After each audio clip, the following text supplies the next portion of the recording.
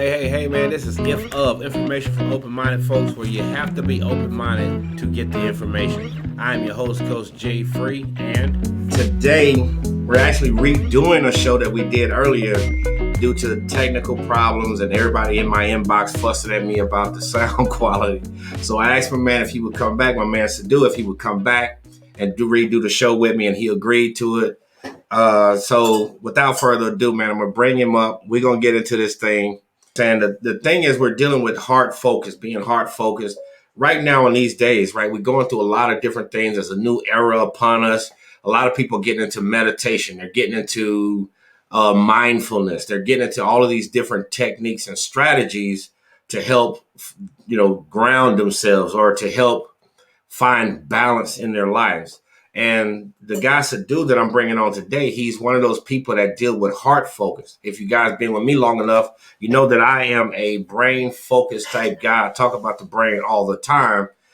But, there's other techniques, other strategies that we can use, that people can use to, get grounded, get focused, get, more focused and more grounded into trying to figure out what's best for them, right? What's the best thing for them? Because sometimes as we go through life, we understand, as a coach, I understand that, some techniques and strategies don't work for everyone, right? Everybody has their own thing. And one of the things about the show is to bring that to people, bring that to everyone, so that, everybody understands that there's different ways of making it happen, man. Different ways, different techniques, different strategies, different theories on making it happen.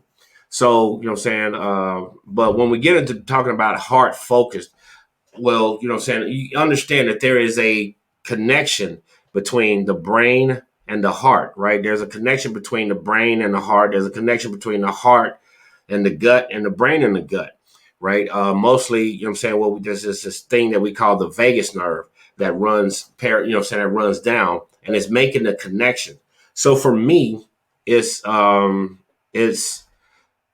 loop, and it's understanding how to do this loop. And Sadhu is since he's back now, Sadhu is going to actually talk to us about the heart center, being heart focused, and that part of, the system.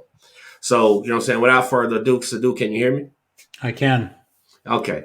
All right. So, I was talking about, being heart focused, and that's what your thing is. That's what your genre is. That's what your thing is. So before we really get into that, right, I'm gonna give you a few minutes to talk, to let the people know about yourself, who you are, what you've gone through, et cetera, et cetera. Okay. Thank you for having me. And I feel really honored and privileged that that you're interested, and that I can share this with people that may also have an interest and have an ear for this.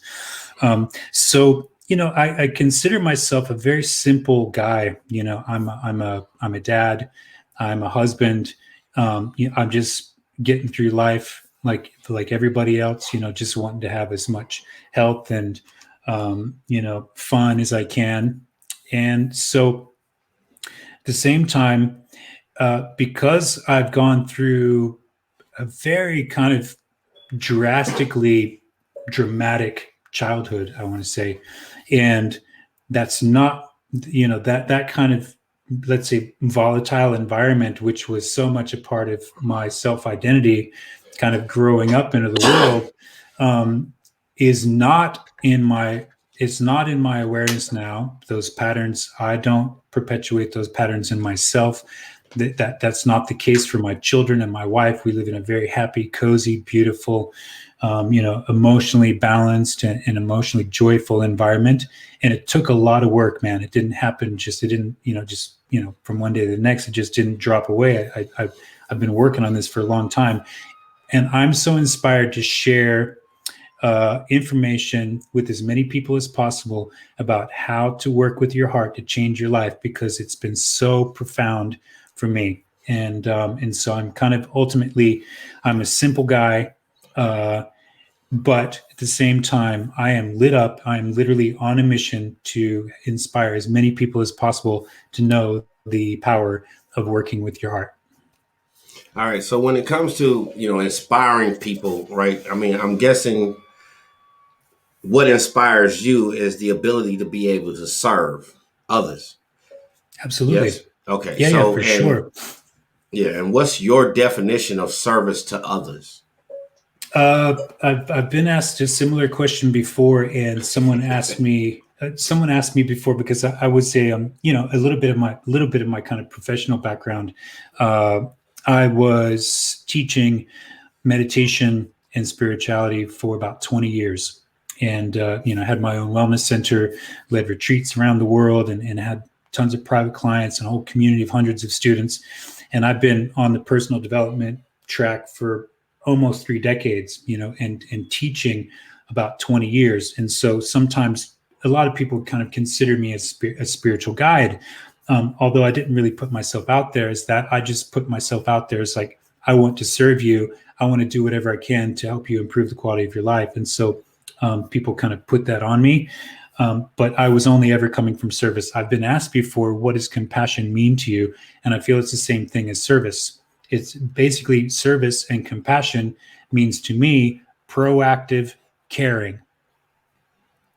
Means, Proactive caring. yeah, I care about the quality of your life, Malcolm. I care about the quality of the lives of the people that are taking this in. I truly, genuinely care that you have a better quality of life tomorrow and the next day and the next.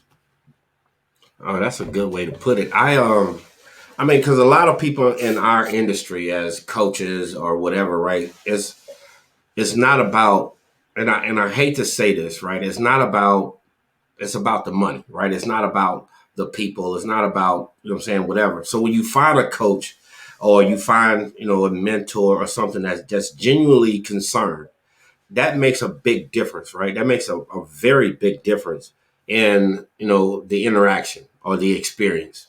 So, Yes. what I'm saying, for you to say that, because that's how I am. And for you to say that, it just, brings it up to a different level of my understanding of who you are, because we can't do what we do and honestly do what we do if we're not passionate, if we're not concerned, if we're not caring enough, if we're worried about everything else. Because some days you're not going to make that money, you know what I'm talking about? But some days, you'll get to a point that you're making pretty good money.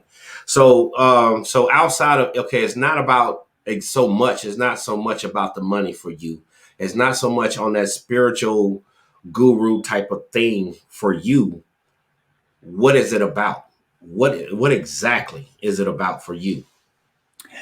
What it's about for me, like I know full well the power that I receive genuinely serving another person. And so money can't touch that. Money doesn't come close. Now, I know energy is money and all that. So that's what I'm talking about. Like energetically, I genuinely, absolutely appreciate uh, that feeling of being able to genuinely serve someone and do my best to lift them up. That feels to me like the greatest thing on earth. I mean, I can apply that to my children, like really being there 1000% present with them, to just be there in service of them, to do the same thing for my wife, to do the same thing for you right now, to really, be 100% really here, because I have that intention of, like, improving the quality of life for anybody I can come in contact with. That is a gift. I get to wake up in the morning and be alive, and not only have the gift of my life, but then also have a genuine, uplifting interaction with another human being or more human beings. And because money is energy, that energy that I get fulfills me. And the money thing isn't Everything. it is no question for me that it's not going to come. Right. I've zero concern that I'm not going to have money, because I have all the energy in the world. I'm overflowing. I'm literally overflowing. Having the money is not a question in my heart. Right. You know what I'm saying? One of my mentors said that, money isn't everything, but it's right there next to oxygen. but, Yes. but, you know what I'm saying? So is service.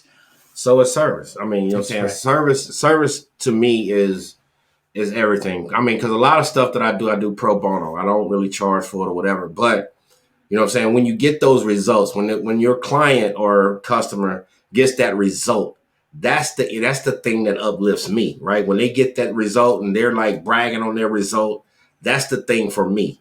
And you know what I'm saying, and once again, you know what I'm saying, it's a business. So, you know what I'm saying, in order for the business to run, money has to flow. But you know what I'm saying, the actual results of it, of their journey.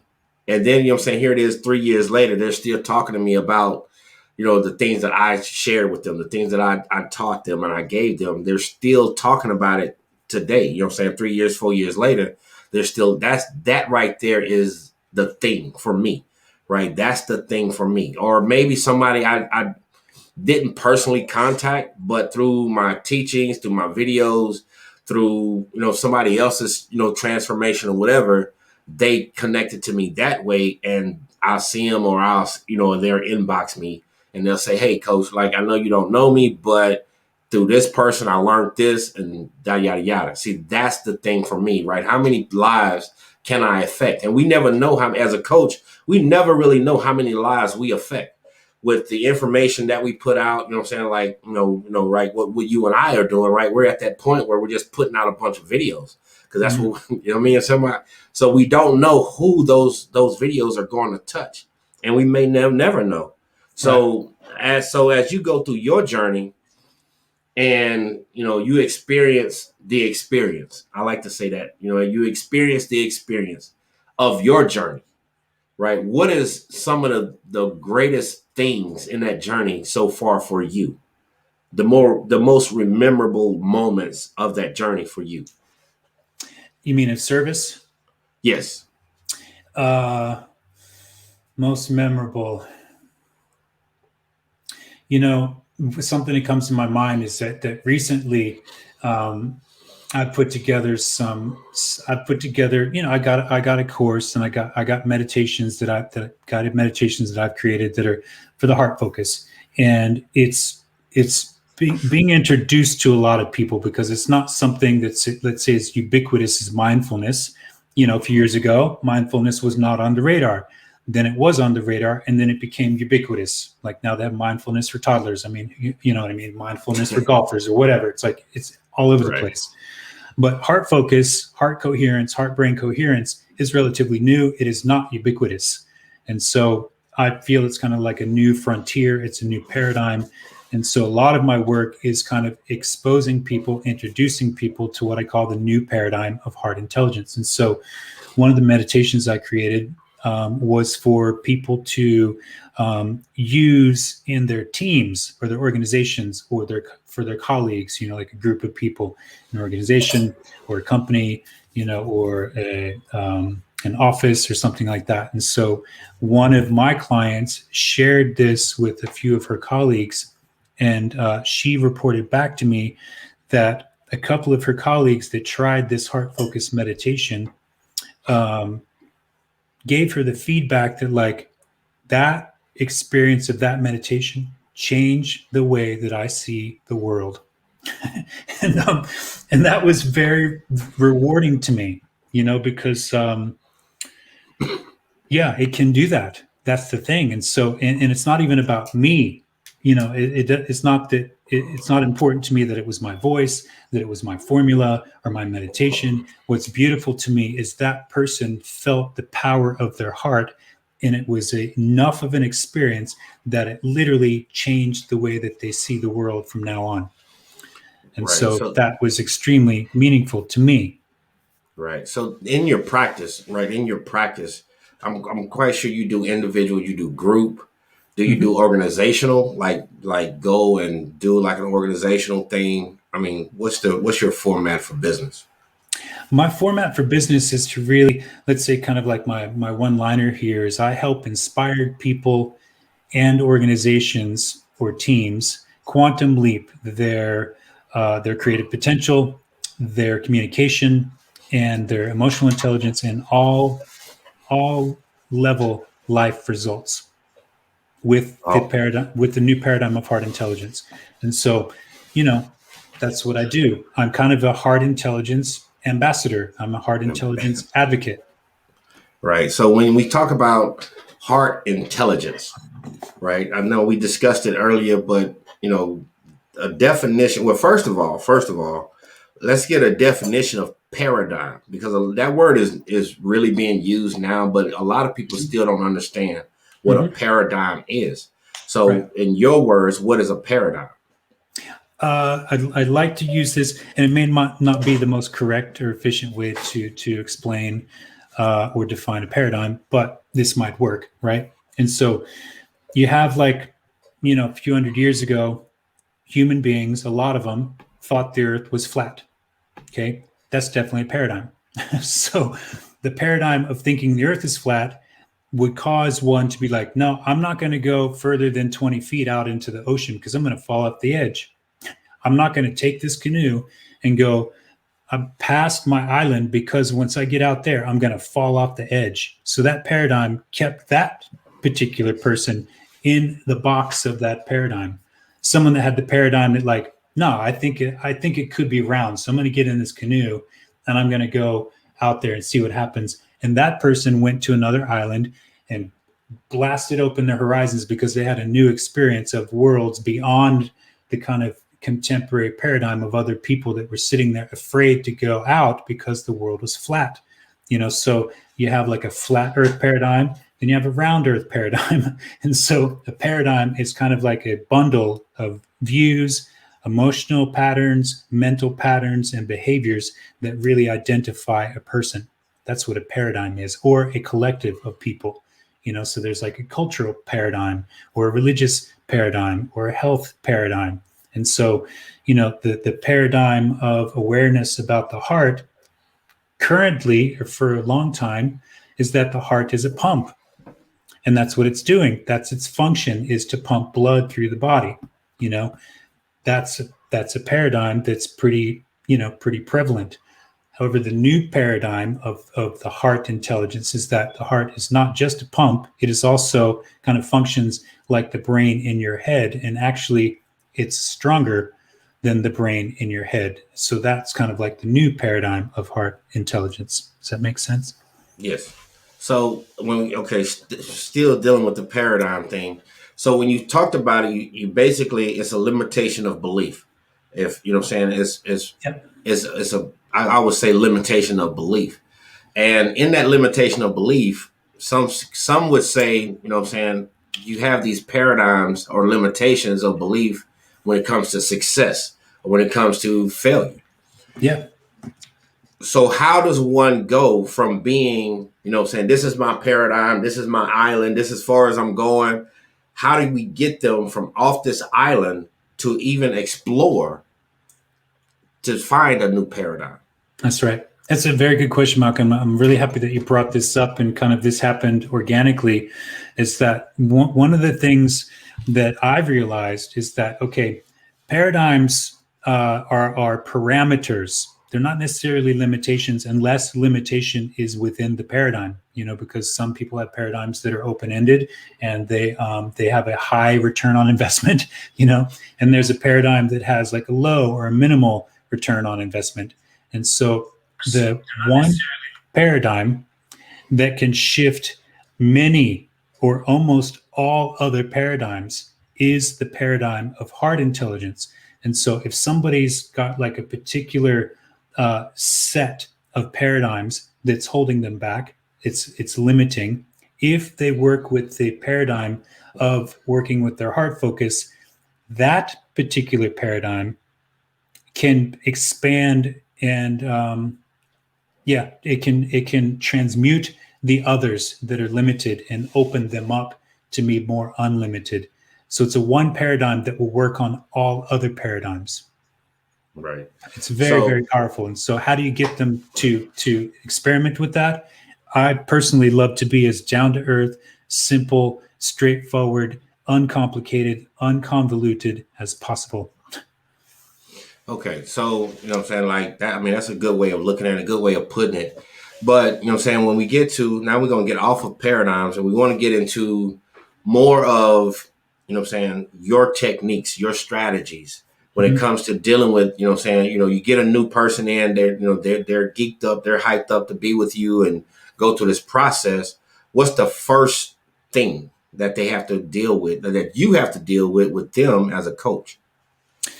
First thing I deal with everybody is basically like, okay, outside of administrative. Yeah. That's 99% of the business is that. Yeah. But first thing I do with people is I basically kind of open the door by presenting like, okay, everybody craves power. Everybody craves like, feeling good, having a good quality of life. Not everybody gets that though. And so since most people can relate to that, there is a drive, there is a desire for a good life. I kind of propose the question like, okay, if you desire better health, better clarity, better emotional balance, more inspiration, more money, better relationships, if that's a desire of yours, is it? And if the answer is yes, then my next kind of lead in is like, okay, if working with your heart would accelerate all of the areas of your life, help you feel better, help you be more clear, help you be more emotionally balanced, improve the quality of your relationships, increase the amount of money that you're able to make, basically just generally improve your life rapidly and deeply. Or do you want to know how to do that? If the answer is yes, then like, okay, let's go in there and have that experience of your heart focus and what that literally feels like for you. So that's kind of the first place to start. It's like, okay, let's go in, let's have you experience this feeling within yourself so that you have a reference point for what kind of potential you can feel into. Okay. So, basically figuring out, just getting that reference, giving them a reference point to start. Yeah. Yeah. So, so once you get into, you get going and, they're going through the mission, they're halfway through the process. And, sometimes when people go through a process, they'll have a back, I don't want to say backlash, but they'll fall back a little bit. How do you get them to move forward? Like, to get beyond that to move forward. Yeah, you're right. That happens kind of like once there's an initial inspiration, there's kind of like a high, Right. a euphoria of things working and an inspiration. And then that dopamine is at work. Right. Then the pendulum kind of can swing back the other way because the old patterns don't want to give up that easy. Right. And so in that, I do my absolute best to be as down to earth and practical as possible. And the way that kind of like the heart focus works is that if somebody is able to just do 15 minutes a day consistently, that momentum of that can really, it can almost guarantee that somebody won't fall off the wagon completely. Because the heart, that state of like optimal heart rate variability, it is so powerful on so many levels, physiologically, mentally, and emotionally, that it's such a powerful visceral experience that people have that it carries them through that doubt, actually, because it is a very powerful modality. Just talking and just writing affirmations and all that stuff, that can be helpful, but it's not enough. The heart thing, when you're in that heart rate variability, it is literally rewiring your self-identity on the spot. It's not just like a good meditation. It's an excellent meditation, because like my definition of meditation is basically just, being able to pay attention without distraction, or kind of intentionally focusing. That's what meditation ultimately is. It's just a dynamic. There's mindfulness meditation, there's breathing meditation, there's compassion meditation, there's third eye meditation, crown chakra meditation, visualization, all this stuff. When you focus through your heart, that is kind of like, that hits your whole system. It's kind of like upgraded on the spot. A lot of conventional meditation is just in the head, which is powerful, because you can, the brain is plastic. You can change it through intention and repetition. But Right. when you go into the heart and you repeat that consistently, that changes the brain and the heart rate patterns, which changes everything simultaneously. Sometimes what I've found in my experience through my own meditation path and then research is that someone could be an astute meditator for decades, but they might miss the same benefits as somebody who's never meditated a day in their life that's able to get that heart rate variability going with that heart brain coherence through heart focus. They could get that in 3 minutes. Person has been meditating for 30 years might not get that same benefit because they're up here instead of here. Right. And a lot of people start meditating. They start looking for something. They're looking for a feeling. They're looking for some type of energetic explosion. Right. Is that necessarily a thing? Is that necessarily going to happen for everyone? It's been my experience, Malcolm, honestly, and this is no lie. It's been my experience that pretty much 10 out of 10 people that do the heart focused meditation where they go in and they just follow the simple prompts of like putting your focus through your heart and then kind of intentionally feeling a positive emotion through their heart. 10 out of 10 people are like, boom, it is a very powerful experience. It is a very powerful reference point for most people immediately. Okay. So, you know what I'm saying? So I'm 100% sure that you're either have or you're going to have here soon a video where you're actually walking them through that process of, you know what I'm saying, how to get started, walk them through the process. Yep. And, I know the last time we actually went through that process, but this time we're going to keep it moving a little bit. And then hopefully we can get your link to that, to where you're walking them through the process. And then we'll share it. We'll share it with my group or whatever group, right? We'll share it because this is actually being broadcasted in like 3 different areas. So we'll just share that link with them, right? And we have your link that they can connect with you and go through, because you got a video at the end on your page. You have a video where you're talking and explaining and going through your process. And you know what I'm saying, that's good thing. Like I actually like that page. I really did like the page. The information that's on the page is not forceful, but it's like, hey, look, did you know this? You know what I mean? That's real cool. So when it comes to Sadhu, right? When it comes to you, yourself, throughout your journey, when you went from one state to the next state, right? What was the hardest part? What was the hardest part of that journey for you? It's kind of like a phoenix thing. There was a lot of fire and a lot of things melting down, when I really had the epiphany and everything kind of came together for me. And I came out the other side of that darkness with clarity and kind of what I understand about the power of the heart now. I was exposed to the power of the heart many years ago through my Tibetan connections. I was studying with Tibetan Buddhists, was receiving teachings from the Dalai Lama a couple times. I went to Tibet, to sit there in a monastery for a month, receiving very high level kind of Jedi, literally mind to mind transmissions from, one teacher and their teacher. So I was exposed to heart intelligence in that really high esoteric kind of spiritual plane.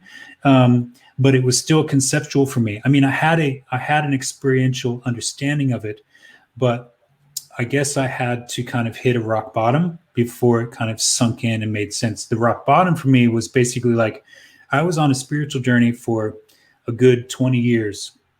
And it's because my childhood was really traumatic. I had a lot of physical violence, a lot of emotional violence, mental violence in my own house. I saw relatives literally pick up guns in the room and hit each other with guns. These are the kind of people that would literally shoot each other to, sort of dispute. And so there's a lot of violence in my world. And so that carried through to me as a young man. And I wanted to let go of it, man. I was on a mission to be like, I just got to clear this stuff out. I don't like this rage. I don't like this depression. I don't like this crippling low self-esteem. I got to do something. And so I got lit into a spiritual path through the path of yoga in my early 20s. And then I became a yoga teacher. Then I studied meditation. I began teaching meditation. I had a wellness center, a yoga center, and a meditation center of my own, hundreds of students. And then when I had my first child, that changed my whole world. Something woke up in my wife that I noticed, and I just had to take notice and be present with them. And so we moved to a small town to get away from the craziness of a big city. And that move kind of tore us up in a way, because I left the center. That was my bread and butter. We had a new baby. We didn't know anybody in town. My wife was separated from her family. Her family's from South America. We were isolated. Our kind of childhood things that were unhealed kind of came full force when we were new parents. And even though I had those spiritual tools, that was so in my face, I was overwhelmed, and I kind of didn't know how to deal with it, and the money was dwindling. My center was literally burning to the ground. I mean, not literally, but, our staff teachers were kind of stealing, and things it was just chaos. And that center just went up in flames. And my wife and I were really at each other because we were scared. And where's the money going to come from? What are we going to do? We're isolated. And it was really a heavy time. And so when I broke through that, what it was for me was my second son was born. My wife was extremely stressed out through the pregnancy, and it was really heavy. And she literally sat me down and said, okay, I don't know what's going on with you, but I don't feel secure. I don't feel like you know what you're doing, where you're going. And if you don't get your act together, I'm going to take the kids and I'm going to take them to Argentina, and you're going to have to get yourself sorted. That hit my heart so deeply. I had to sit with that. And when she literally gave birth, I made sure that they were safe. I walked out and took a walk. It happened to be the first snow of the season when my son was born. Just a few hours after he was born, it was quiet, still. The whole town seemed to just kind of stand still. I went out there. It was a beautiful, crystal clear morning. Snow covered the whole town, and it was just silent. And I did remember putting my hands on my heart and just kind of being really still, because previously I had chanted lots of mantras. I did lots of rituals and lots of different movements and breathing and blah, blah, blah. And it just was too busy for me. I could not handle any more busyness. I had to just really be still and quiet. I put my hands on my heart and kind of I didn't know I was doing it, but I asked my heart, okay, what are you going to do, man? And then it just the light bulb went off and it clicked in, okay, the heart intelligence, you go to your heart. You don't have to go out there. You don't have to seek the ends of the earth. You don't have to go out there and search around in the spirit world to get your connection. Your connection, all the God, all the power, all your power is literally right there inside of your heart. And so I had been introduced to the neuroscience of it. And that's what kind of clued me off to the simplicity, because I was busy being spiritual. And then that was the epiphany, was that, okay, it's way overcomplicated. Nobody needs all that spiritual baggage to kind of cut through and carry around and try to, decipher. It is right. Literally as simple as put your hands on your heart, feel your heart breathing, open up that power and really stand in it, and just stay really simple and present with that. And it's going to do everything. And it does. All right. So, you talked about the journey. So throughout that journey, what was that point of that journey where you felt powerless? Was there a certain point in that journey where you felt just powerless? Man, I got to do something. Yeah. When my wife sat me down and said, I'm going to leave you. Yeah. When she said, I do not feel safe. And I could feel it. She was stressed out because, I was not providing her with kind of a solid presence, the spirituality that I'd been living into for so long. It was not doing it. It was kind of still superficial, I went deep in it, but it wasn't as deep as I needed to be. And that was kind of the tipping point for me, was I realized like, wow, okay, being spiritual ain't it. What's it is really, really finding the power. And where's that power? It's not out there around. It is really in there. And that was kind of the awakening for me. Okay. So, all right. So we went through that drama. I mean, we went to have that part of our life where we was at that point of feeling powerless. And to get back to a point of hope, to get back to a point of belief, to get back to a point of, you know what I'm saying, just feeling powerful is a process. Yeah. So what did you do, or what was your process of going from feeling powerless to being powerful, or to at least being hopeful, or you feel what I'm saying? Yeah, absolutely. That's a great question, Malcolm, because what part of that epiphany is that what I do in my work now is I do two things mainly. One, and they're parallel. It's not one thing or the other. They're both the same thing, but there's different aspects. One aspect is basically I help people get in touch and access their infinite power, which is not a spiritual metaphor. It is literally living inside their heart. There's science, there's quantifiable black and white science that shows how powerful everything is when you access that heart intelligence and you hit that optimal heart rate variability. That is a power that Olympic athletes are using, FBI field agents are using, couples therapy therapists are using it. They're using it in cardiac centers. It is becoming a kind of a go-to for peak performance, basically. So that's that. Other aspect of that is I help people really define their self-identity, the self-identity that they consciously and intentionally choose. That's what happened for me, is I realized like all the spiritual work I was doing is because I was moving from the identity that I was broken. My past was so wounded that I needed to heal the wounds and, unravel all that sort of spiritual impurity and purify myself. So I kept layering on more and more rituals to do. And I never felt like it was enough because I was coming from a self-identity of like, it's not enough. I need to do more spiritual work. I'm not quite there yet. So I kept piling on the rituals and the rituals and the rituals. And I did not give myself permission to just basically identify who I wanted to be, because my identification was that I was broken. I was wounded. Right. And so what I did is I defined who I wanted to be, what I wanted to do, and what I wanted to have. I gave myself permission to just basically really dream my ideal self and then just live into it through my heart. That's exactly what I help people do. Right. I know, from my coaching stance, right, it's just a different direction of doing it. But, we basically got to go through the same process.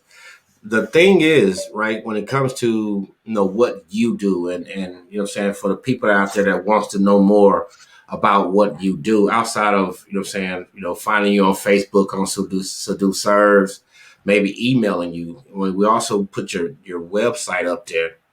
If they wanted to experience, a lot of people want to experience stuff without really without going through the total experience. Am I making sense? So I think on your site, I know you got a couple things, a couple courses or something that they can jump into. Yep. You want to talk about them real quick? Absolutely. This whole thing is like a heart of focus journey. Okay. The journey doesn't end when I have an 8-week course. The journey doesn't end after 8 weeks. The journey goes on forever. The course will kind of round out after 8 weeks, but the journey doesn't stop. And so it's all about the heart of focus. And so what I do one-on-one is it's always complimentary. Anybody can access me, and I will gladly, joyfully be with you one-on-one. We'll go through the heart focus empowerment. I will walk you through exactly how to do it. And we will also kind of really 1000% focus on you so that we can kind of articulate where you want to go, who you want to be, and what you want to have, like your ideal life, so that you can really feel it. Then we'll empower you with how to access that heart intelligence. And then, you you decide where you want to go after that. I have a course that I can invite people through. It has a membership community. We touch in every week like this, with the group. It's highly interactive. People from all over the world are supporting each other. People are defining their purpose in life. They're defining their mission. They're basically writing the identity of their preference and kind of carrying that forward through the heart. I do that one-on-one. People are welcome to kind of go into the group experience and the community with me on that, or it can be done with teams. So it all starts with the heart focus, and then we kind of just really want to find out where we can serve people, where they need to be, where they want to be, and support them. Okay, well, the name of the show is, information for open-minded folks. So in order to do anything or accomplish anything, they have to be open-minded to it. And, they have to be willing to open up and experience it. Some people are reluctant to let go of who they think they are or who they are to really enjoy or really go through that experience. What would you say to them? Yeah, you gotta. What I do on my heart focus empowerments is that I really sit with people, and I set it up. We set it up, and we get really clear. Like, okay, now just give yourself permission to feel in your heart, what would your life be like if it was ideal? That's what I would say to anybody. Really sit with yourself and ask yourself what it would feel like to be in your best health. What would it feel like to have the relationships that you want the most? What would it feel like if you could do anything for money on the face of the earth? What would it feel like that you could do anything you want and get paid? What would that be? My message to anyone is like, give yourself permission to feel what your life would be like if it was at its best, because it can be that for you. It can be, because you are the creative power of God itself. You are the infinite manifestation of the universe itself. Give yourself permission to dream your life into being, because it will happen. If you can see it in your mind and you can feel it in your heart, you will hold it in your hands. That is a guarantee. Yeah. I was just going to say that, Bob Proctor says that a lot, but he don't have the heart part in there. That's but anyway, right. So, once again, we could talk about this all day, but, we're going to have to end the show. So what are two things that you would want people to take from this video? This is no joke. Hit me up for the heart focus empowerment. Okay. Like I've got the time for it. I've got projects going on and things brewing with my wife and other mission projects and things like that. And I wouldn't say it if I didn't have the time. I have the time to do it, honestly, especially if you got some struggles somewhere that you want to overcome, or you've got like a dream life that you really want to manifest and you're not quite sure how it's going to go, or it's a bumpy ride. Let's get on this session and get you plugged into your heart power, because that's going to supercharge things. It's practically a promise. And so I want to share that experience with people. It's not about me. I want to empower you and as many people as possible to really step into this power, because it is profoundly life-changing. And you can pass this on as a gift to other people in your world, so that is not about me getting clients. It's about people being empowered. And I've got the time and I've got the space. So that's my one takeaway for you, is you are literally invited to take me up on that heart focus empowerment. It's on my website. You just find it and you just schedule it in. It's all dialed in. Just, follow through. All right. Well, Sadhu, man, I appreciate you showing back up for me and going back through this process. And the information that you put out is powerful. And, so I really hope people reach out to you. I really hope they reach out to you. Mm-hmm. Well, I'm going to put this up, man. She says, thank you for this discussion, confirmation. I am in the right place at the right time. That's right, Jim. You are a girl. So, you know what I'm saying? So without further ado, or whatever the case is, man, make sure you guys reach out to Sadhu. Make sure you guys get in contact with him, link up with him, at least go through some of the experience with him, and, you know, empower him to empower you. All right. But check this out, man. This is IFOF, Information for Open-Minded Folks. I'm your host, Coach J. Malcolm Free. And remember, man, whatever you focus on becomes your reality.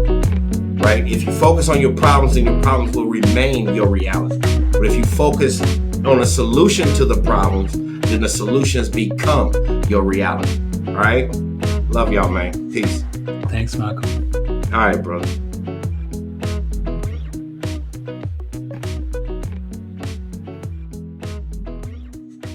IFOF.